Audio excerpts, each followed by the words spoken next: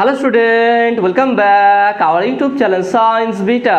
তো প্রিয় ছাত্রছাত্রীরা, আজকে আমি তোমাদের জন্য নিটের এনসিইআরটি বই থেকে কারেন্ট ইলেকট্রিসিটি বা প্রবাহিত তড়িৎ এই চ্যাপ্টার শুরু করব এবং চেষ্টা করব সবথেকে সহজ করে বোঝানো, অর্থাৎ যেই ভাষায় তোমরা বুঝতে চাই, বাংলা ভাষায় যেইভাবে তোমরা ক্লাস 11-12-এর ফিজিক্স পড়েছিলে বুঝেছিলে, ঠিক সেরকম ফরম্যাটে সেইভাবে তোমাদের নিটের জন্য ক্লাসগুলো আমি দেওয়ার চেষ্টা করব।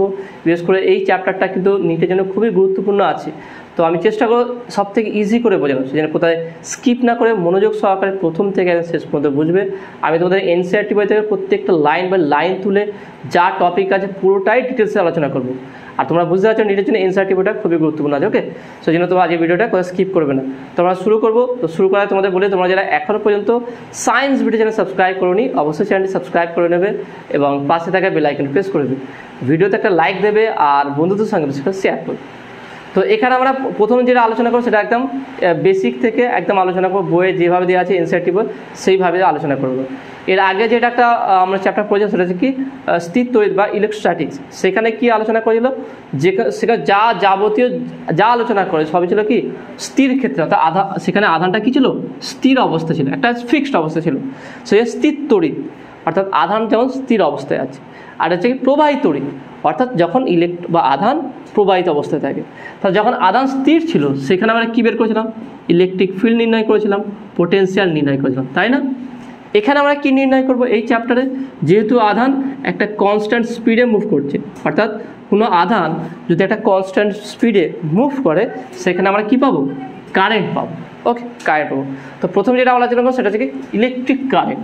ইলেকট্রিক কারেন্টের কনসেপ্ট আমরা একটা বুঝে নিই।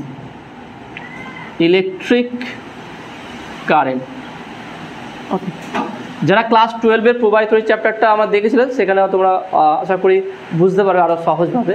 তো ইলেকট্রিক কারেন্টের কনসেপ্ট কী আছে দেখে নাও। আমি এখানে বলবো কি এই চ্যাপ্টার মেন আধান কী থাকবে, মোশানে থাকবে। তাহলে কোনো আধান যদি মোশানে থাকে সেখানে কি হয়, ইলেকট্রিক কারেন্ট প্রডিউস হয়, ইলেকট্রিক কারেন্ট তৈরি হয়। তাহলে ধরলাম একটা কন্ডাক্টর আছে, ধরলাম বা একটা কোনো ক্রস সেকশনাল এরিয়া আছে, কোনো একটা ক্রস সেকশনাল এরিয়া আছে, সেই ক্রস সেকশনাল এরিয়ার সঙ্গে লম্বভাবে কী হচ্ছে, কি একটা আধান কি প্রবাহিত হচ্ছে। ধরলাম এখানে দু রকম আধান ধরলাম, একটা হচ্ছে কি কিউ প্লাস আর আজকে কিউ মাইনাস আধান। তাহলে কিউ প্লাস আধানটা ধরলাম ফরওয়ার্ড ডাইরেকশনে যাচ্ছে আর কিউ মাইনাস আধানটা ব্যাকওয়ার্ড ডাইরেকশনে যাচ্ছে। এবার এই ক্রস সেকশনাল এরিয়া পার করতে যে সময় লাগছে সেই সময়টাকে আমি টি বললাম, অর্থাৎ এই টি সময়ে কিউ প্লাস আধানটা ফরওয়ার্ড ডাইরেকশানে আর কিউ মাইনাস আধানটা রিভার্স বা ব্যাকওয়ার্ড ডাইরেকশানে যাচ্ছে। তাহলে এখানে রেজাল্টেন্ট যে চার্জ হবে ফরওয়ার্ড ডাইরেকশানে সেটা কত হবে, তাহলে resultant charge flow towards forward direction, তাহলে সেটা কী হচ্ছে, তাহলে Q plus minus Q minus. Okay, এবং ডিটি এবার টি টাইমে, অর্থাৎ টি টাইম ইন্টারভালে, টি সময়ের মধ্যে এই আধানটা কী হচ্ছে, ফরওয়ার্ড ডাইরেকশানে যাচ্ছে। তাহলে এর অনুপাতটা কি বলা আছে, কি ইলেকট্রিক কারেন্ট, এটা ফাংশন অফ টি, টি এর ফাংশন। ওকে, তাহলে এটা কী হচ্ছে দেখেন, এটা হচ্ছে কি ইলেকট্রিক কারেন্ট। তাহলে ইলেকট্রিক কারেন্টের যদি ডেফিনেশন বলি সেটা ক্লাস 12-এ প্রবাহিত তড়িৎে আমি সংজ্ঞাটা বলেছিলাম, সেটা হচ্ছে কি একক ক্ষেত্রফলের মধ্য দিয়ে একক সেকেন্ডে যে পরিমাণ আধান প্রবাহিত হয় সেটাকে বলা হয় তড়িৎ প্রবাহ। অর্থাৎ টি ইকুয়াল টু 1 বলে দাও আর ক্ষেত্রফলটা যদি একক বলে দিই, যত সংখ্যক আধান প্রবাহিত হবে সেই প্রবাহটাকে বলা হচ্ছে কি ইলেকট্রিক কারেন্ট। তার মানে কি অ্যাকচুয়ালি কারেন্ট, ইলেকট্রিক কারেন্টটা কি অ্যাকচুয়ালি আধানের প্রবাহ, মানে চার্জ ফ্লো, অর্থাৎ কোনো আধান প্রবাহিত হচ্ছে সেখানে তার কারেন্ট প্রডিউস হয়ে যাবে। ওকে, তাহলে এখানটা হচ্ছে কি ফরওয়ার্ড ডাইরেকশনে কারেন্ট যাচ্ছে এদিকে, আধান যাচ্ছে এদিকে, রিভার্স ডাইরেকশনে কারেন্ট যাচ্ছে, মানে আধান যাচ্ছে এদিকে টি সময়। তাহলে Q plus minus Q minus, তাহলে টোটাল ফরওয়ার্ড, এটা কিউ প্লাস করেছি মানে কিউ প্লাসটা বড়, তাহলে এটা কি কিউ প্লাসটা গ্রেটার দ্যান কিউ মাইনাস, তাহলে এটা বড়। তাহলে সেই জন্য আমরা রেজাল্টেন্ট যে আধানটার ফ্লো পাবো, চার্জ ফ্লো যেটা হবে সেটা কি ফরওয়ার্ড ডাইরেকশানে, তো সেই কারেন্ট হচ্ছে আইটি। এবারে যদি q plus less than q minus হয়ে যায় তাহলে এখানে ক্ষেত্রে দেখে না আইটা হচ্ছে কি পজিটিভ, আইটা পজিটিভ হয়, কিউ প্লাসটা যদি বড় হয় এক্ষেত্রে কী হবে, আইটা নেগেটিভ হয়ে যাবে। দেখে নাও আইটা নেগেটিভ হবে না, যদি এটা বড় হয়ে যায় নেগেটিভ হয়ে যায়, তাহলে এটা কি, তাহলে এখানে মেন যে কারেন্টের ডাইরেকশনটা কী হবে, এটা হচ্ছে ব্যাকওয়ার্ড। ওকে, তাহলে এখানে কারেন্টের ডাইরেকশন কী হবে? ব্যাকওয়ার্ড। তাহলে কোনো আধান যদি একটা নির্দিষ্ট দিকে, ওকে, নির্দিষ্ট দিকে যদি প্রবাহিত হয়ে যায়, তাহলে সেই আধান এবং যে সময় আধান প্রবাহিত সেই টাইমের ইন্টারভাল যদি আমরা রেশিও করি, সেটা কী পাবো? সেটা আমরা পাবো কি? সেটা ইলেকট্রিক কারেন্ট হয়ে যাবে। ওকে, তাহলে একটা কনস্ট্যান্ট ডাইরেকশানে কোনো আধান যদি প্রবাহিত হয়ে যায়, সেখানে কী উৎপন্ন হবে? কারেন্ট উৎপন্ন হবে। এবার দেখে নাও, আমরা যদি টাইম ইন্টারভালটা কমিয়ে দিই, ধরলাম একটা সার্টেন একটা টাইমের জন্য, অর্থাৎ ডেল্টা টি সময়ে যদি ডেল্টা কিউ চার্জ প্রবাহিত হয়, তাহলে সেক্ষেত্রে আধানটা কী হবে? এবং এই ডেল্টা টিটা খুব ক্ষুদ্র সময়, যেমন কি হলো টি সময় যাচ্ছে কি, ধরলাম কিউ পরিমাণ আধান যাচ্ছে, এই ক্ষেত্রে বলো টি সময় ধরলাম কিউ পরিমাণ আধান যাচ্ছে, আর টি প্লাস ডেল্টা টি সময়ে কিউ প্লাস ডেল্টা কিউ আধান যাচ্ছে। তার টোটাল ডেল্টা টি সময় তাহলে কত যাবে দেখে নাও, ডেল্টা কিউ পরিমাণ আধান প্রবাহিত হবে। ওকে, এবং এই যে ডেল্টা টিটা আমি ধরলাম খুবই ক্ষুদ্র, অর্থাৎ আমি যদি লিমিট নিয়ে নিই, limit delta T tends to 0, মানে একদম ক্ষুদ্র সময়, খুবই ক্ষুদ্র সময়ে খুব ক্ষুদ্র পরিমাণ আদান প্রবাহিত হচ্ছে যদি হয়, তাহলে ডেল্টা কিউ বাই ডেল্টা টি একে বলা হচ্ছে কি আই, এটাকেও কারেন্ট বলা হবে। এবং এটা হচ্ছে কি অবকলন রূপ, ডেরিভেটিভ ফর্ম কারেন্টের। তার মানে আই, তার মানে এটাকে আমরা বলতে পারি, আমরা জানি কোনো জিনিসকে যদি লিমিট দিয়ে দিই সেটাকে ডেরিভেটিভ আকারে লিখতে পারি, তাহলে I equal to d q by d t. অর্থাৎ কোনো যদি কোশ্চেন দিয়ে দেয় যে q is a function of t, q এর একটা ফাংশন একটা ইকুয়েশন দিয়ে দিল টি এর রেসপেক্টে টি এর মতো দ্বিঘাত সমীকরণ হোক যায়, মানে এক্স এর বদলে টি আছে বা টি এর মতো ধরলাম একটা ইকুয়েশন আছে কি q equal to 2t square plus 3t, এইটা দিয়ে দিল। তাহলে কারেন্ট কত হবে? আইটা কত হবে? 2 সেকেন্ড পর কারেন্টটা কত হবে? খুবই সহজে, এটাকে তাহলে আমরা টি এর সাপেক্ষে ডেরিভেটিভ করে দেবো, ডেরিভেটিভ করবে যা থাকবে সেখানে টি এর জায়গায় 2 বসিয়ে দেবো, সেটাই কারেন্ট পেয়ে যাবে। একদম সিম্পল লজিক, দেবে একদম সহজ করে বুঝে নাও। তুমি কতটা ফিজিক্স বুঝতে পারো, কতটা বুঝতে পারো না, টাফ লাগবে, সেই সমস্ত বিষয়টা বাদ দিয়ে দাও। এখন প্রেজেন্টে যেটা বোঝাচ্ছি, যেটা পড়াচ্ছি, সেটা বুঝতে পারছো কি না, সেইটা হচ্ছে সবথেকে গুরুত্বপূর্ণ বিষয়। আমি স্টেপ কীভাবে নেই, এরকম অঙ্ক আছে, ক্লাস 12 আছে এরকম, তোমাকে কিউ এর একটা ইকুয়েশন দিয়ে দিল, সেখান থেকে বলো 5 সেকেন্ড পর কতটা কারেন্ট পাওয়া যাবে। তাহলে সেটা কীভাবে দেখে নাও, যখনই কিউ কোন টাইমের ফাংশন দিয়ে দেবে, তখন আমরা ডেরিভেটিভ ফর্মটাকে চিন্তা ভাবনা করবো, ডাইরেক্ট টি এর মান বসিয়ে দেবো না এখানটায়, এখানে ডেরিভেটিভ ফর্মটা চিন্তা ভাবনা করবো। তাহলে এটাকে আগে কিউকে টি এর সাপেক্ষে ডেরিভেটিভ করবো, ডেরিভেটিভ করার পর তারপর টি এর মানটা বসিয়ে দেবো, বসিয়ে দিলে যা হবে সেটাই কারেন্ট। ওকে, তো আশা করি তুমি এটা বুঝতে পারলে। এবার দেখে নাও, এই কারেন্টটাকে আমরা কারেন্টের একক কী ধরা হয়? প্রবাহ মাত্রা একক আমরা জানি, চার্জের একক কি? কুলম। তাহলে I equal to Q by T, চার্জকে এসআই ইউনিটে কী বলা হয়? কুলম, সময়কে সেকেন্ড, তার মানে 1 coulomb per second equal to 1 ampere. অর্থাৎ কুলম পার সেকেন্ডকে কী বলা হয়? অ্যাম্পিয়ার। তাহলে প্রবাহ মাত্রার এসআই একক হচ্ছে কি? অ্যাম্পিয়ার। ওকে, তো এটা হচ্ছে মেনলি চার্জের বিষয়। এবার যদি কোনো আধান, মানে এটা হচ্ছে টোটাল হচ্ছে কী বললাম? কারেন্ট, এটা কারেন্টের কীভাবে উৎপত্তি হয়, কীভাবে কারেন্ট ফ্লো হয় এবং তার ইকুয়েশনটা।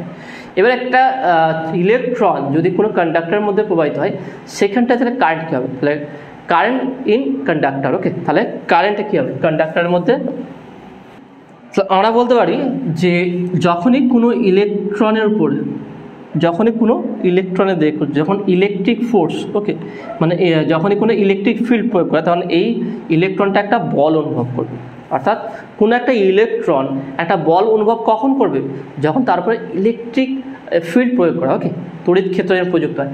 তাহলে কোনো ইলেকট্রনের উপরে যখন তড়িৎ ক্ষেত্র প্রযুক্ত হয়, তখন হচ্ছে কি ধরলাম তড়িৎ ক্ষেত্র এই ডাইরেকশন হচ্ছে কি, ইলেকট্রিক ফিল্ডের ডাইরেকশন হচ্ছে এদিকে।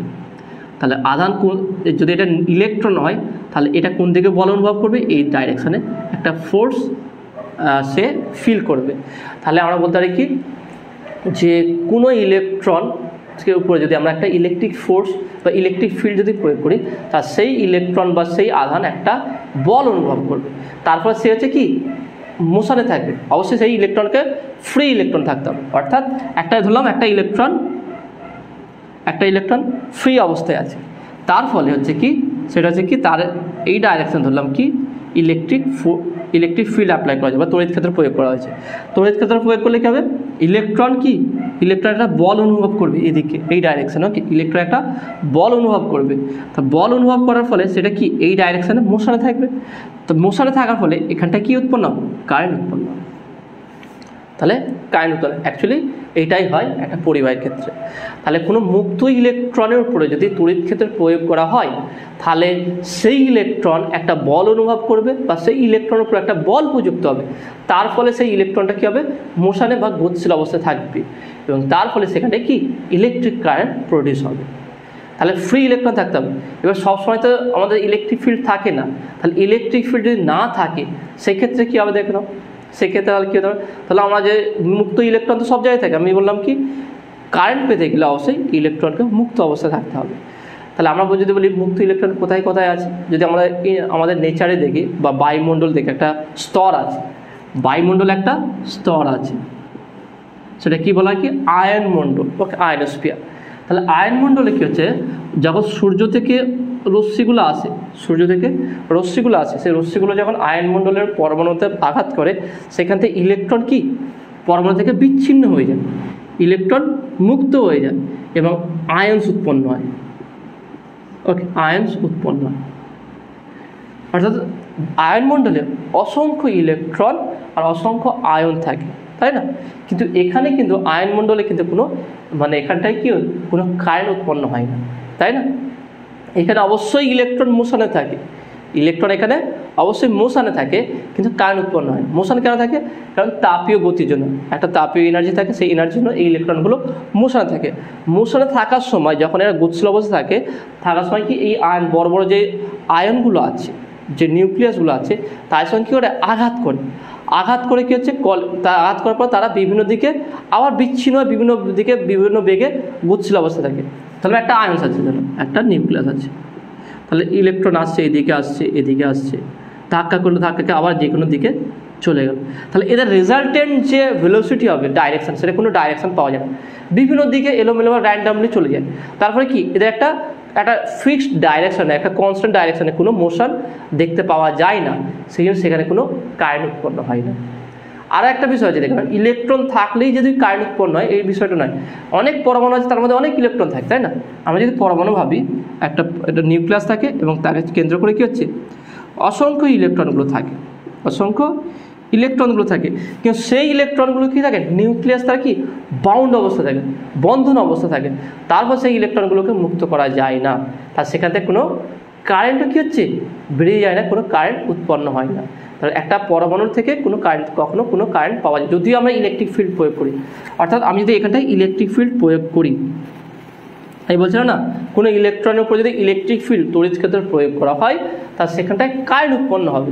কিন্তু আমি যদি একটা নিস্তড়িৎ পরমাণুর ক্ষেত্রে যদি ইলেকট্রিক ফিল্ড প্রয়োগ করি, সেখানে কারেন্ট উৎপন্ন হবে?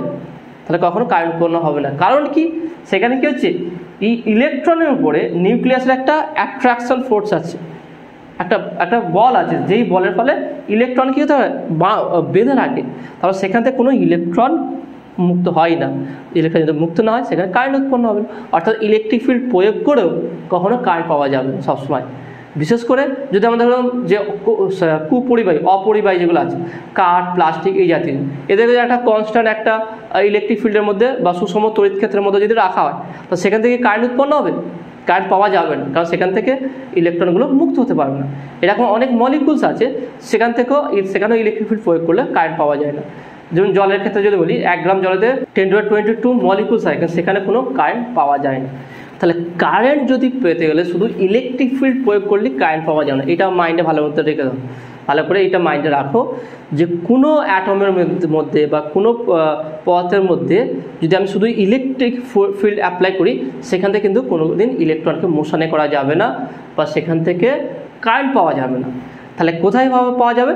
শুধু একমাত্র কন্ডাক্টর বা পরিবাহীর মধ্যে, যেখানে প্রথম থেকে ইলেকট্রন মুক্ত অবস্থায় আছে। ওকে, এবং সেটা পরিবাহীর মধ্যে হবে। ওকে, তাহলে কোনো পরিবাহীর মধ্যে যদি মুক্ত অবস্থায় ইলেকট্রন থাকে, সেইখানেই আমরা কারেন্ট পেতে পারি।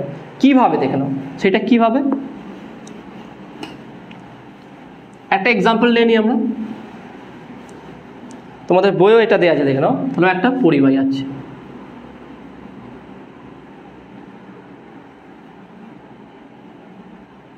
ওকে, এই পরিবাহী আমি এখানে ইলেকট্রিক ফিল্ড প্রডিউস করছি কীভাবে দেখেন, এই পরিবাহীর দুই ক্রস সেকশনাল এরিয়াতে, এখানে একটা ক্রস সেকশনাল এরিয়া আছে, এখানে একটা ক্রস সেকশনাল এরিয়া আছে, এই এরিয়াতে আমি একটা প্লেট লাগালাম এইভাবে, ঠিক ক্রস সেকশনাল যতটুকু এরকম একটা প্লেট, বৃত্তাকার প্লেটকে লাগিয়ে দিলাম এবং এই বৃত্তাকার প্লেটে পজিটিভ আদান ভর্তি করে দিলাম।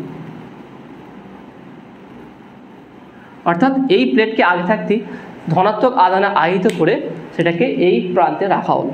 ওকে, আর ঠিক অপোজিট ডাইরেকশানে এখানে কি করা হয়েছে দেখে নাও, নেগেটিভ আদানকে আহিত করে একটা বৃত্তাকার প্লেটকে বা চাকতিকে রাখা হয়েছে। তার মানে দুটো প্লেট, ধাতব প্লেট আছে, তাদেরকে আহিত করা হয়েছে, একটাকে ধনাত্মক আদানে, একটা ঋণাত্মক আদানে।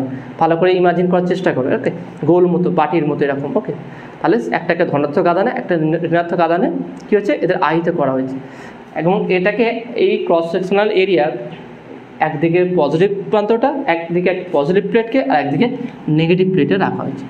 তার ফলে কী হবে, তার ফলে পজিটিভ দিক থেকে নেগেটিভ দিকে একটা ইলেকট্রিক ফোর্স তৈরি হবে, ইলেকট্রিক ফিল্ড তৈরি হবে। আমরা জানি কি, পজিটিভ আদান থাকলে বা নেগেটিভ আদান থাকলে এখান থেকে লাইন্স অফ ফোর্স যায়, তার ফলে ইলেকট্রিক ফিল্ড তৈরি হয়।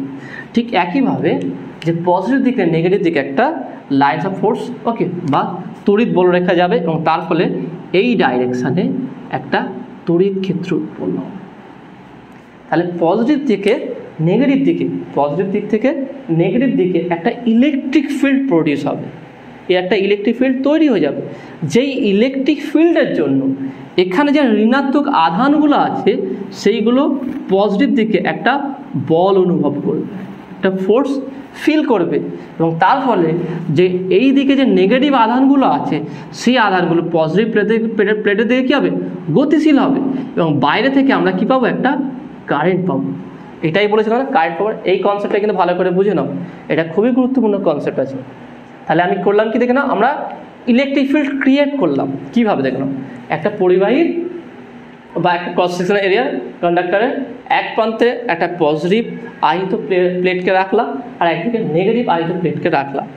রাখলে কী হবে, তাহলে পজিটিভ দিক থেকে নেগেটিভ দিকে একটা ইলেকট্রিক ফিল্ড তৈরি হবে। সেই ইলেকট্রিক ফিল্ডের ফলে আমি বললাম কি, ইলেকট্রিক ফিল্ড যখনই প্রযুক্ত হয়ে যাবে সেখানে একটা ইলেকট্রনের উপরে কি একটা বল অনুভব হবে, বল প্রযুক্ত হয়ে যাবে। তাহলে এই যখনই একটা ইলেকট্রিক ফিল্ড পজিটিভ দিক থেকে নেগেটিভ ডাইরেকশানে হবে তখন এই নেগেটিভ ইলেকট্রনগুলো একটা পজিটিভ দিকের দিকে একটা আকর্ষণ বল অনুভব করবে। এই আকর্ষণ বল অনুভব করার ফলে এই ইলেকট্রনগুলো পজিটিভ দিকের দিকে গতিশীল হবে এবং গতিশীল হলেই তখনই আমরা কী পাবো, কারেন্ট পাবো এবং তার ডাইরেকশানটা কোন দিকে, এই দিকে। তাহলে একটা এই ডাইরেকশানে একটা তড়িৎ প্রবাহ পাবো, কারেন্ট পাবো।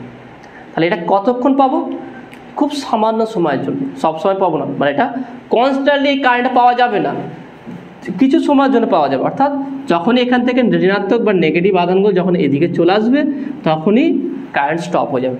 যতক্ষণ এখান থেকে আধানগুলো এখানে আসবে ততক্ষণ ধরে কারেন্ট থাকবে, আর যখনই এখান থেকে আধান এখানে চলে আসবে তখনই কারেন্ট কি বন্ধ হয়ে যাবে, কারেন্ট শূন্য হয়ে যাবে। তাহলে এবারে ইমাজিন করো, যদি আমি চাই এই কারেন্ট ফ্লোটা কন্টিনিউয়াসলি হোক, তাহলে আমাকে কন্টিনিউয়াসলি কী করতে হবে, ইলেকট্রিক ফিল্ড সাপ্লাই দিতে হবে। দেখে নাও, ইলেকট্রিক ফিল্ড দেওয়ার জন্য এই পজিটিভ আধান এদিকে, নেগেটিভ আধান এদিকে যাবে, তার দুটো আধান মোশনে থাকবে। ওকে, দুটো আধান মোশনে থাকবে, মোশনে থাকার জন্য আমরা কারেন্ট পাবো। কিন্তু যখন এই ইলেকট্রিক ফিল্ড থাকবে না তখন কি হবে, আর মোশনও থাকবে না, মোশন না থাকলে কারেন্টও পাওয়া যাবে না। তাহলে আমরা যদি চাই একটা কনস্ট্যান্ট কারেন্ট পেতে তাহলে এই ইলেকট্রিক ফিল্ড সাপ্লাই দিতে হবে। সেই সাপ্লাইটা আমরা কীভাবে দেবো, বাইরে থেকে কি করব, বাইরে থেকে আমরা একটা ব্যাটারি লাগিয়ে দেবো। অর্থাৎ এই পজিটিভ নেগেটিভ যে জিনিস আছে, যে চার্জ ডিফারেন্স আছে, এই চার্জ ডিফারেন্সটাকে আমরা কখনো মিটতে দেবো না। অর্থাৎ এর দুই প্রান্তে যদি একটা ব্যাটারি লাগিয়ে দিই, যে ব্যাটারি কি করবে, একে সর্বদা নেগেটিভ ইলেকট্রন সাপ্লাই দেবে আর এখানে পজিটিভ আধান সবচেয়ে সাপ্লাই দেবে। তার ফলে এখানে পজিটিভ আর এখানে নেগেটিভ কখন শেষ হবে না এবং এই মোশনটা সর্বদা চলতে থাকবে, তারপরে আমরা পরিবাহিত একটা কারেন্ট পেয়ে যাব। ওকে, তাহলে যেটা আমরা কনস্ট্যান্ট রাখতে চাই কারেন্টটাকে, তার বাহ্যিক আমরা একটা ব্যাটারি প্রযুক্ত করতে হবে, তবে সেই কারেন্টটা পাবো। ওকে, তো আশা করি তুমি এটা বুঝতে পারলে। এটা ছিল এই চ্যাপ্টারের একদম বেসিক জিনিস। এবারে যেটা ডিসকাস করবো সেটা যে খুবই গুরুত্বপূর্ণ, সেটা হচ্ছে ওহমস ল। ওহমস ল থেকে ওহমস ল খুব ইজি। ওকে, এই চ্যাপ্টারটা অ্যাকচুয়ালি খুব সহজ চ্যাপ্টার আছে, শুধু মনোযোগ সহকারে বোঝার চেষ্টা করো, সব থেকে ইজি চ্যাপ্টার এটা। তাহলে ওহমস কি বললেন, আমরা ওহমস লটা এবারে বোঝার চেষ্টা করো। ওহমস কি বললেন দেখুন, একটা পরিবাহী আছে, এটা দিলাম কি রেজিস্ট্যান্স। ওকে, রেজিস্ট্যান্স জিগজ্যাগ, কারণ রেজিস্ট্যান্স কি বাধা, কোনো প্রবাহের মধ্যে দিয়ে কারেন্ট প্রবাহিত হয় তাকে সেখানে একটা বাধা ফিল হয়, বাধা হয়। তাছাড়া আমি প্রবাহিত ক্লাস 12 চ্যাপ্টার ডিটেল সাইকেল বলেছিলাম, তোমরা ওখানে দেখে নেবে। তাহলে এর রেজিস্ট্যান্স আর, এখান থেকে কারেন্ট প্রবাহিত হচ্ছে আই, এবং এর দুই প্রান্তের বিভব প্রবাহিত হচ্ছে ভি।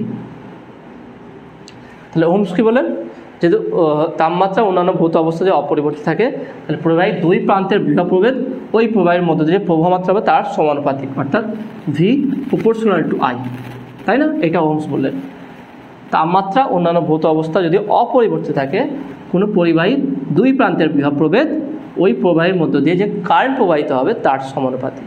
আর সেখান থেকে বলতে তাহলে বা ভি ইকুয়াল টু আই আর, বা আর আই যে ধ্রুবকটা নিই, তাই না, আই আর। এবং এই আরটাকে কি বলা হয়, পরিবাহী রোধ।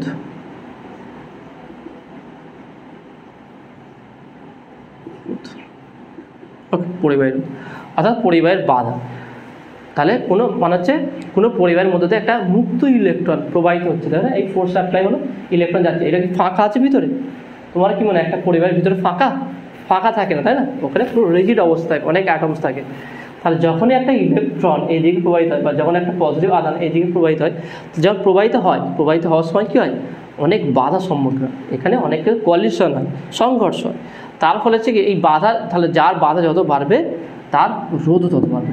অর্থাৎ এই আরটা রিপ্রেজেন্ট করছে যে একটা ইলেকট্রন একটা পরিবাহীর মধ্যে যেতে গেলে যেই বাধার সম্মুখীন হয়, সে কত পরিমাণ বাধা অতিক্রম করছে সেইটাকে আর দ্বারা রিপ্রেজেন্ট করা হয়। ধরলাম এখান থেকে তুমি একটা ডিস্টেন্স মতো যাবে, হেঁটে যাবে, তো হেঁটে যেতে তোমার কষ্ট হবে, তো তুমি কতটা কষ্ট ফিল করলে সেইটা হচ্ছে তোমার রেজিস্ট্যান্স, কতটা বাধার সম্মুখীন হলে সেইটা হচ্ছে রেজিস্ট্যান্স। ওকে, তাহলে ভি ইকুয়াল টু আই আর।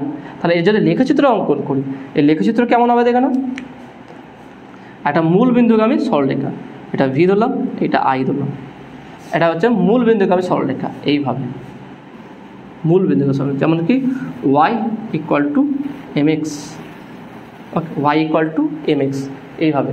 বা আমরা যদি এটাকে ভি দিয়েছি কি এক্স অ্যাক্সিস, তাই না? তাহলে আমরা এটাকে এই ইকুয়েশনটাকে ঘুরিয়ে দেবো, তখন হচ্ছে I equal two 1/r V, I equal two 1/r V. তার মানে হচ্ছে কি ভিটা হচ্ছে কি, তাহলে এক্স হচ্ছে এক্স অক্ষ বরাবর দিয়েছি, তাহলে 1/r হচ্ছে এম, তাহলে এম ইকুয়াল টু 1/r। তাহলে এর যদি স্লোপ ট্যান থিটা, তাহলে এটা হচ্ছে কি 1/r। তাহলে 1/r হচ্ছে কি ওহমস লয়ের যদি লেখচিত্র অঙ্কন করা হয় তার হচ্ছে স্লোপ বা নতি। ওকে, তো আশা করি তুমি এটা বুঝতে পেরেছো। এবার দেখে নাও এই রেজিস্ট্যান্সটা বা এই আমরা যে আর পেলাম রেজিস্ট্যান্সটা, এটা কার উপর ডিপেন্ড সেটা আমরা বের করি। রেজিস্ট্যান্স একটা সূত্র আছে, তাই না? সেই রেজিস্ট্যান্স সূত্র কি, R equal to rho L by A. আমরা জানি কি কোনো পরিবাহীর রোধ হচ্ছে কি R equal to rho L by A. রোটা হচ্ছে কি রেজিস্টিভিটি বা রোধাঙ্ক, এলটা হচ্ছে কি পরিবাহীটির দৈর্ঘ্য, এ হচ্ছে কি পরিবাহীটির প্রস্থের ক্ষেত্রফল। তাহলে কীভাবে এই ফর্মুলা আছে, তাহলে রোধের সূত্রটা আমরা ওহমের সূত্র থেকে কীভাবে প্রমাণ করবো, খুবই সহজ, একদম ইজি জিনিস। দেখো তোমাকে বিশেষ করে যদি মনোযোগ সহকারে ভিডিও দেখো, তাহলে আশা করা যায় এই চ্যাপ্টারগুলো তোমার সমস্যা হবে না। A to Z আমি ডিসকাস করে দেবো, পুরো থিওরি নিউমেরিক্যাল কেমন আসে তোমাদের সব কোশ্চেন সমাধান করে দেবো। যেমন এনসিইআরটি ফিঙ্গার টিপস আছে, প্রিভিয়াস ইয়ার কোশ্চেন পেপার আছে, সেগুলো সবই সলভ করা। ওকে, তোমরা শুধু মনোযোগ সহকারে ভিডিওটি দেখো, আর ভালো লাগলে লাইক দেবে, আর বেশি বেশি করে এটা বন্ধুর সঙ্গে শেয়ার করবে। ওকে, তা দেখে নাও তোমরা একটা পরিবাহী আছে,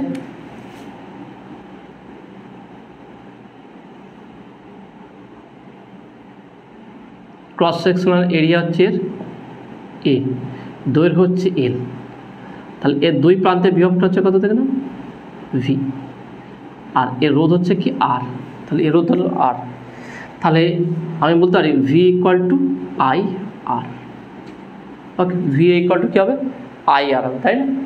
তাহলে এখান থেকে বলতে পারি তাহলে বা R equal to V by I, এটাকে এক নম্বর ভালো করে দেবো, R equal to V by I. এবারে দেখলাম আমি এরকম এল দৈর্ঘ্যের পরিবাহী যে দুটো নিয়ে নিই, তাহলে ফার্স্ট টার্মে কী হচ্ছে দেখে নাও,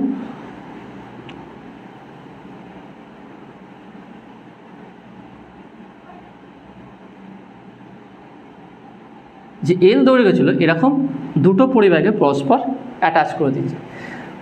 প্রস্তুতের ক্ষেত্রেও সেম আছে এ, এখানে সব ক্ষেত্রেও সেম আছে। এবার এখানে যে এখানে ধরলাম কারেন্ট প্রবাহিত হচ্ছিলো কি আই কারেন্ট প্রবাহিত হচ্ছিলো, তাহলে আমি যদি চাই এখানে যে আই কারেন্ট প্রবাহিত হচ্ছিল সেই কারেন্ট এখানে প্রবাহিত হয়ে যায়, তাহলে এখানে বিভবটা কী দিয়েছিলাম ভি, ভালো করে দেখলাম, তাহলে এখানে বিভবটা কী দিয়েছিলাম ভি, তাহলে এখানেও আমাকে সেম বিভব ভি দিতে হবে, তাই না? ভালো করে বোঝো ব্যাপারটা, ভালো করে বোঝার চেষ্টা করো। আমি আর একটু ভালো করে দেখাচ্ছি তোমাদের জন্য।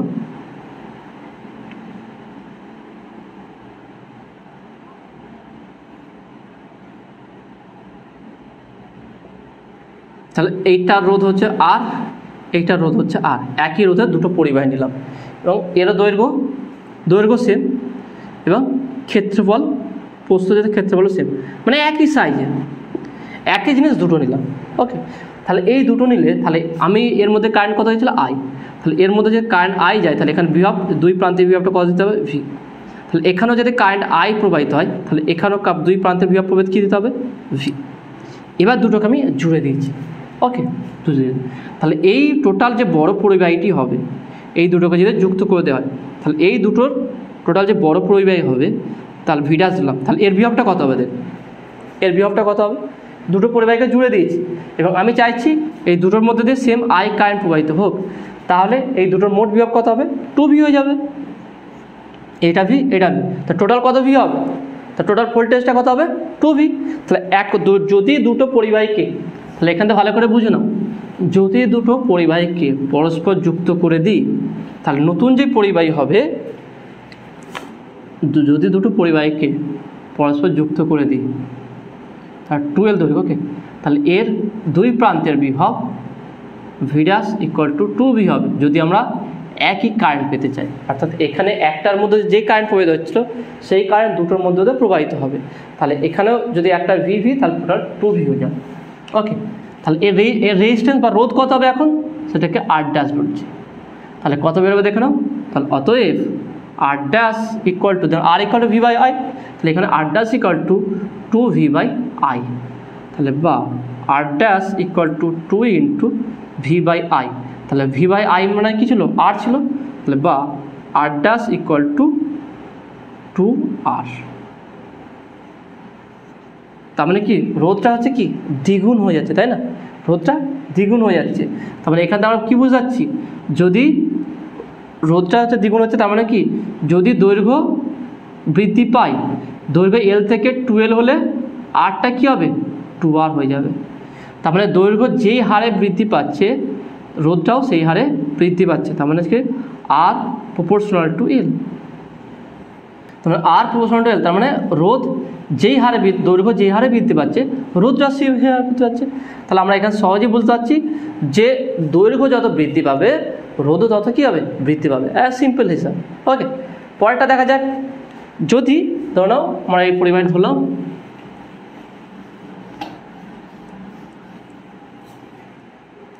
দ্বিতীয় নম্বর কেস এটা দেখো না, সেটা কি একটি বড় পরিবাহী যেটা ছিল,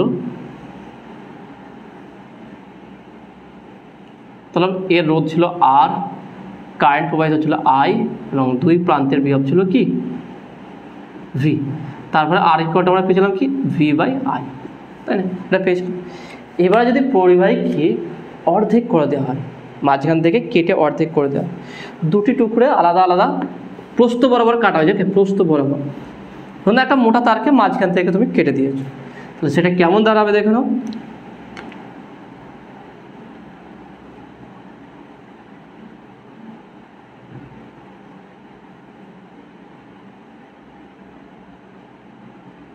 ওকে, তাহলে এটা এখন হয়ে গেছে, এটা যদি এ ক্ষেত্রফল থাকে তাহলে এই ক্ষেত্রফলটা এখন কত দাঁড়িয়েছে a/2, এইটা হচ্ছে কি a/2, তাহলে অর্ধেক অর্ধেক হয়ে গেছে। ওকে, এবার দেখে নাও, তাহলে এই দুটোকে যদি আমি এভাবে এর দুটো যদি কারেন্ট প্রবাহিত হয়ে যায় তাহলে বিভবটা আবার কী লাগানো ছিল, বিভবটা আমার ভি বিভবে লাগানো ছিল, তাহলে বিভব আমার ভি আছে কিন্তু এইটা পরস্পর কি দুটো অংশে বিভক্ত হয়ে গেছে, তাহলে যদি এরকম হয়ে যায় তাহলে কারেন্টটা কত হবে দেখে নাও। আমি যদি আমার দেখে নাও, যদি আমি এটাকে এইভাবে দেখাই, যদি একটা ব্যাটারি আকারে দেখাই, যদি একটা ব্যাটারি আকারে দেখায় তাহলে এটা V of, okay V of ছিল। তাহলে এখানটায় যদি আই কারেন্ট প্রবাহিত হয়, কারণ টোটালটার রেজিস্ট্যান্স কি একই ছিল, এইটা ছিল আগে, তাহলে আই কারেন্ট প্রবাহিত হচ্ছে। তাহলে এই যে দুটো আলাদা বিভক্ত হয়ে গেল, তাহলে এটাও a/2, এটাও a/2। তাহলে এর মধ্যে থেকে কারেন্টটা কি, যেহেতু দুটো দেখে নাও, যখন একটা ছিল ভালো করে বুঝে নাও, যখন একটা ছিল তখন কি কারেন্ট যাচ্ছে, আই কারেন্ট যাচ্ছে। তাহলে এখান থেকে আই কারেন্ট সাপ্লাই গিয়েছে, এখান থেকে আই কারেন্ট বেরিয়ে গেছে। ওকে, এখান থেকে আই কারেন্ট যাচ্ছে, কিন্তু এটা দুটো সমান অংশে বিভক্ত হয়ে গেছে। অর্থাৎ একটা চওড়া রাস্তা ভেবে নাও, এক্সাম্পল ভালোভাবে ভেবে নাও, একটা চওড়া রাস্তা আছে, সেটাকে মাঝখান থেকে দুটো আলাদা রাস্তা করে দাও। তার বড় যখন রাস্তা ছিল তখন ধরুন 10 জন লোক যাচ্ছিল, যখন সমানভাবে দুটো আলাদা রাস্তা করে দেওয়া হবে, তার দুটো রাস্তাতে কতজন যাবে, তাহলে 5 জন করে যাবে, যেহেতু সেমভাবে সেম প্রস্তুত করা হয়েছে। তা ঠিক একইভাবে যখন আই কারেন্ট প্রবাহিত হবে, এই দুটো যেন আলাদা আলাদা হয়ে গেছে, মাঝখান থেকে কেটে দেওয়া হয়েছে, তাহলে এখান থেকে কী হবে, I/2 কারেন্ট প্রবাহিত হবে, এখান থেকে কত হবে, I/2 কারেন্ট প্রবাহিত হবে। তাহলে যত সরু করবে তত লোক কম যাবে, সোজা কথা হিসাব থেকে। কারেন্ট মানে কি, চার্জ। আমি একটু আগে বললাম কারেন্ট হচ্ছে কি, চার্জ, মোশন অফ চার্জ। তা চার্জ একটা মোশন, বেগে আছে। তাহলে একটার বড় রাস্তা দিয়ে ধরো 100 জন লোক যায়, একটা রাস্তাতে 100 লোক যায় পার ডে। এবারে ওই 100 জন লোক রাস্তাটা যদি আমি একটু মাঝখান থেকে দুটো কেটে আলাদা করে দিই, তাহলে ওই 100 জন লোককে একটা রাস্তাতে যাবে, তাহলে ওই দুটো রাস্তা যেহেতু পেয়ে গেছে, তাহলে ডিভাইডেড হয়ে যাবে। তাহলে এখানে 50 জন যাবে, এখানে 50 জন যাবে, এইভাবে প্রবাহিত হবে।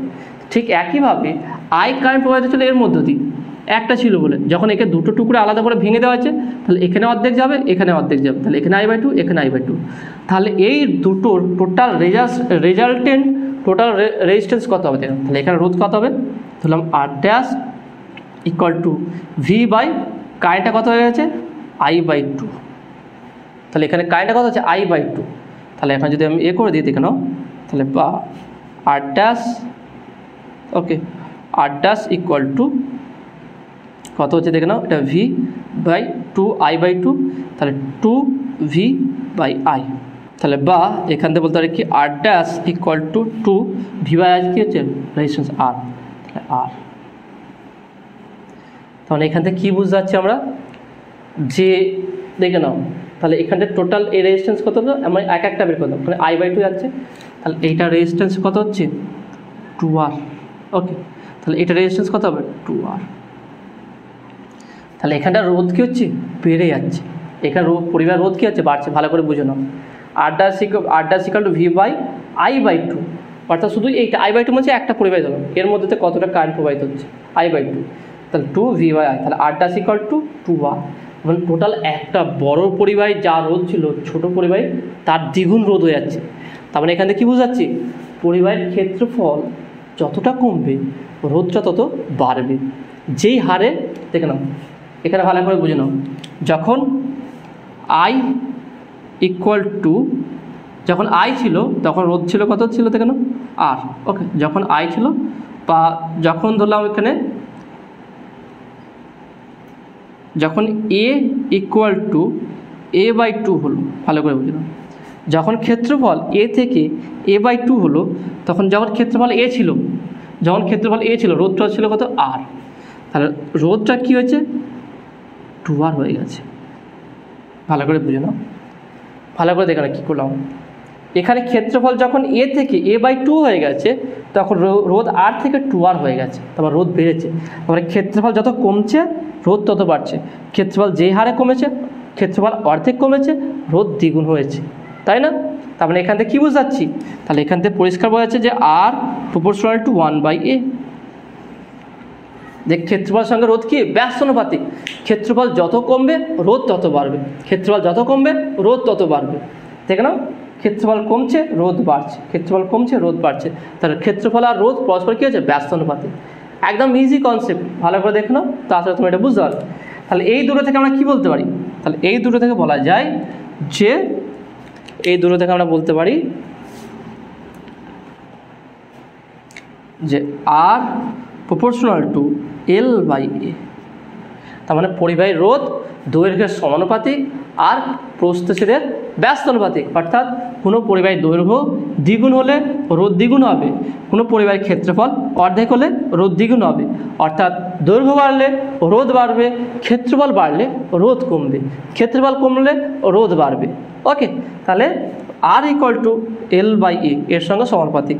তাহলে এটাকে সমান নিয়ে আসতে কী হবে দেখুন, তাহলে বা R equal to rho L/A, R equal to rho L/A। এরও হচ্ছে ধ্রুবক এবং এটা হচ্ছে কি পরিবাহীর রোধাঙ্ক, পরিবাহীর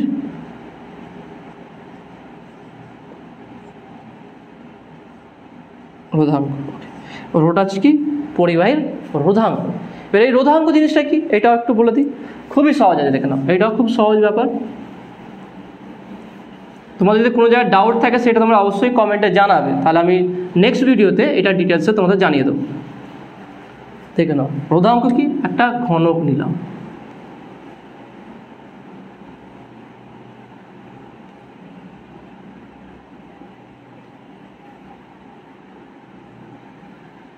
দুটো বিপরীত তল নিলাম, এই একটা তল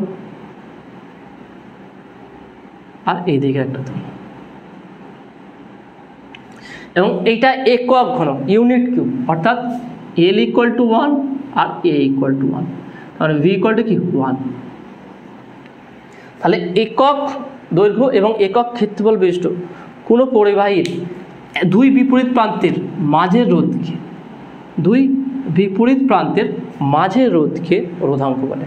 অর্থাৎ আমি যদি এইভাবে দেখাই তোমাদের, যদিও এইটা হবে না, আমি জাস্ট এইটা বোঝানোর জন্য, এইটা একটা তল, এইটা একটা তল, তাহলে এই দুটো তলের মাঝের রোধ কোনটা, মাঝের ডিস্টেন্স হচ্ছে এটা।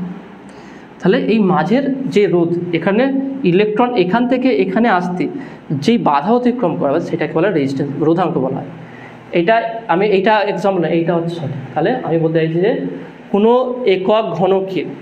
একক ঘনকে দুই বিপরীত পৃষ্ঠের মাঝের রোধকে ওই পরিবাহী রোধাঙ্ক বলে। অর্থাৎ L ইকুয়াল টু, তুমি এই সমীকরণটা বসাও, তাহলে আর ইকুয়াল টু রো L/A, তাহলে L equal to 1, A equal to 1 বসালে আর ইকুয়াল টু কী হয়ে যাবে, রো হয়ে যাবে। তার মানে একটি একক ঘনক, একক ক্ষেত্রফল এবং একক দৈর্ঘ্য এবং একক ক্ষেত্রফল বিশিষ্ট কোনো ঘনকে দুই বিপরীত পৃষ্ঠের মাঝের রোধকে ওই পরিবাহীর রোধাঙ্ক বলে। অর্থাৎ একটি ইলেকট্রন এখান থেকে এখানে আসতে যে বাধা সম্মুখীন হবে সেটাকে রোধাঙ্ক বলা হয়। ওকে, তো আশা করি তুমি এটা বুঝতে পেরেছো। তাহলে আজকে দেখে নাও, এই চ্যাপ্টার একদম বেসিক এবং ওহমস লটা বুঝলাম, কেমন লাগলো, বুঝতে পারলে কি না সেটা তোমরা অবশ্যই কমেন্টে জানাবে। নতুন থাকলে অবশ্যই সায়েন্স বিটে চ্যানেল সাবস্ক্রাইব করবে এবং পাশে থাকা বেল আইকনটা প্রেস করবে, ভিডিওতে একটা লাইক দেবে আর বন্ধুদের সঙ্গে বেশি করে শেয়ার করবে। তো দেখা হবে নেক্সট ভিডিওয়। Have a nice day.